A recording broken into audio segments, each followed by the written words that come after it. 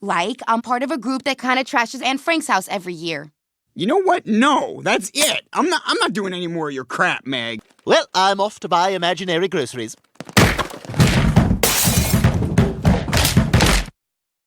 Meg and Chris Griffin fight constantly, and when turned around, they bring some of Family Guy's funniest moments to life. Their lowest common denominators have always been reliably low, coming together for a little payback, surviving ridiculous mishaps, and accidentally causing pandemonium. The following are some of the most quirky sibling tales Meg and Chris have lived through. In Brian's Griffin House of Pain, Chris peeks inside Meg's diary, hoping for something to embarrass her with. Dear diary, still no sign of that tampon from last week. Instead, he finds entries that are dark enough to set serious red flags waving.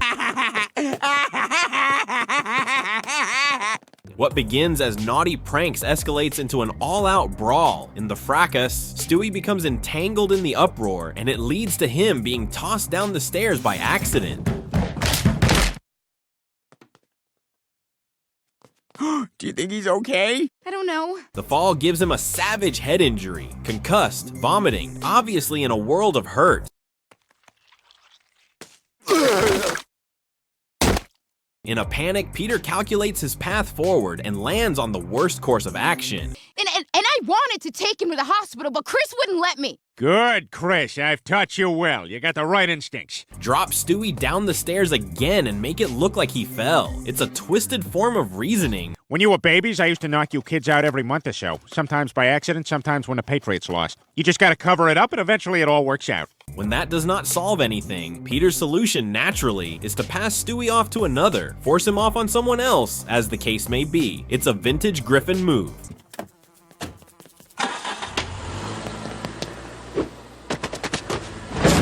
Evade responsibility at all costs. The entire disaster is really clear at this point. Chris and Meg are going to be messes, but look at the type of parenting they've had. Peter, we have to cover this up. Yeah, but what? Let's put a... And it's no wonder how anyone could come out any other way. One of the craziest brother-sister scenes of Chris and Meg from Family Guy happens in Crisscross. It starts with Chris being teased at school for his raggedy shoes. We're laughing at Griffin's shoes. Why? What's wrong with them? I don't even know what those are. What's Tesla? When he requests a new one from his parents, they say no. Peter and Lois do not buy into his misery.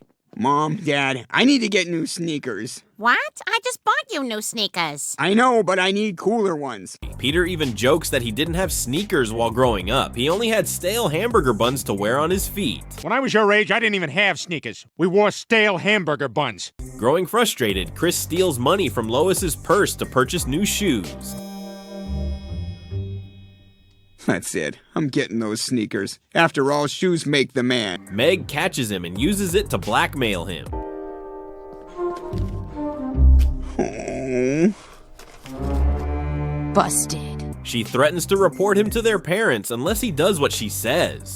Listen, I saw you steal money from Mom's purse. Oh. Chris, desperate, agrees. Meg immediately takes advantage. She makes Chris a checklist of tasks. I thought you'd see it that way. Here's a list of stuff I need you to do for me. Shouldn't have taken that money, Chris. She's right. I'm a horrible person. Tidying her room, doing her homework, even enduring romantic movies with her to ease her grief.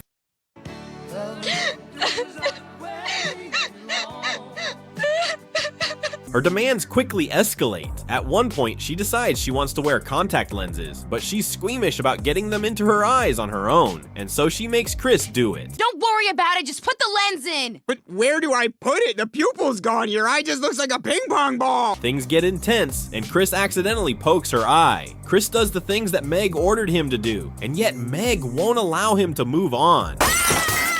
I don't like this. Just wear your stupid glasses. Chris, I'm blind! I'm sorry, Meg. When Chris protests, she tells him that she's her money back and he belongs to her now. Okay, Meg, I stood outside Planned Parenthood for 36 hours, and here are the pictures of every girl in your class who went in. All right, good. Frustrated, Chris shouts that he's going to run away, then leaves the house.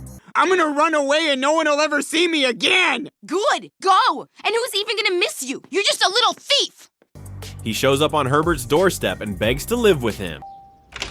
Hi, I ran away from home. Do you mind if I live with you? Live with me? At home, Meg panics about Chris missing and makes up a ridiculous story. When Lois asks where Chris is, Meg assures her that he'll be home later. Said something about a fat kid rally at Little Caesars. It's not like Chris to miss breakfast. Oh, don't worry, Mom. I'm sure he'll be home later. But the fact of that matter is that Chris is now residing with Herbert, who's more than happy to house him. Okay. Good night, Mr. Herbert. Sweet dreams, Chris. In the D in Apartment 23, Brian tweets something reckless about a Kevin Hart movie in college.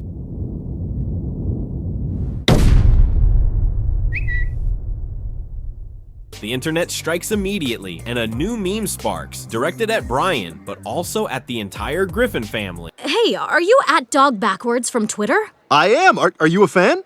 You racist jerk! Lois gets banned from every grocery store in town. Nobody does. Not as long as you're living with that racist dog. Oh, come on. That was just a bad joke. Peter becomes an outcast with no one to even have as a drinking buddy at the Drunken Clam. Hey, Jerome, give me a beer. Oh, why? 'Cause I'm like your slave? Man, you're no better than your racist dog. And his efforts to fix the situation only escalated. You know what? I'm not a racist, all right? I just told a bad joke. The repercussions reach Chris and Meg at school after Chris becomes humiliated over the ordeal. I mean to say that Chris strikes back, literally. Uh-oh, Meg. It's a sensitivity mob. It was just a joke. There's no such thing as jokes anymore. Yeah, we live in a post-joke world. The confrontation blossoms into a full-on cafeteria throwdown.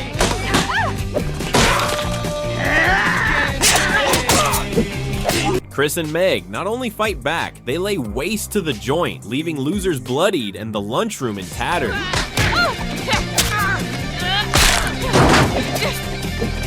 As Bedlam rages about them, the one thing that seems certain is that Chris and Meg have got each other's backs.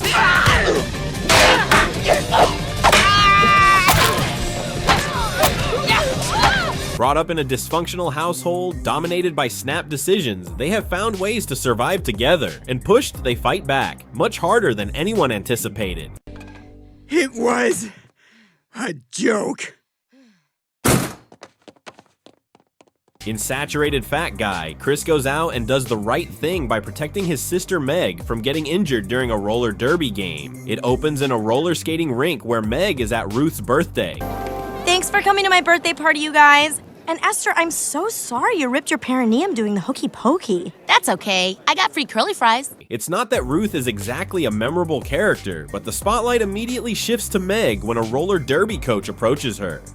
Excuse me, girls. We're about to start roller derby in a minute. Wait. You. What's your name? Me? Meg Griffin. Observing Meg's distinctive physique, the coach invites her to join the roller derby team. Beans, your ankles, calves, and thighs are all the same thickness. How would you like to try out for the roller derby team? Really? And Chris goes with her to the tryouts, though his side activity is mostly his own, taking pictures. Thanks again for coming and supporting me, Chris. No problem. But Meg, among 4 others, does make the team despite the odd tryouts. In the opening game, she is quick to get to grips with the sport's hard-hitting nature.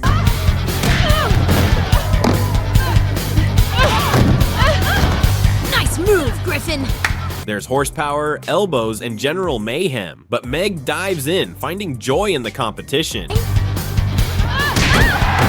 Make some noise if you're mixing prescription drugs with alcohol. Chris, however, becomes increasingly concerned. He assists Meg in training, and at one point he's like, let me say some helpful shit. Oh, I'm gonna dodge it. Oh my God! Are you okay? Yeah, I'm fine. His worries intensify, however, as the sport becomes increasingly perilous, and he pleads with her to stop, worried that she might sustain serious, permanent damage. I got a little worried for you. I mean, all it would take is one bad hit to do permanent damage. In one of the games, Meg has a nasty fall and is about to be trampled. Chris doesn't stop to think. He rushes onto the rink to save her and gets injured himself. Chris, what are you doing? Saving myself! Hurt, but not too badly, he tells Meg that he was injured because it wasn't his place to be out there, but it is hers. With his support, Meg feels good about herself again and rejoins the team for the championship game. I'm going to quit. No, Meg. I got hurt because I didn't belong out there. But you do. I watched you skate. Fortunately, the game is upstaged by something nearby, a hot kid playing Dance Dance Revolution, and the crowd's attention is lost. Everyone stopped to watch some fat kid who was killing it on Dance Dance Revolution. We don't see the ending of Meg's game, but the episode ends on a sweet note. Thanks for watching. Don't forget to like and subscribe to our channel for upcoming latest Family Guy content.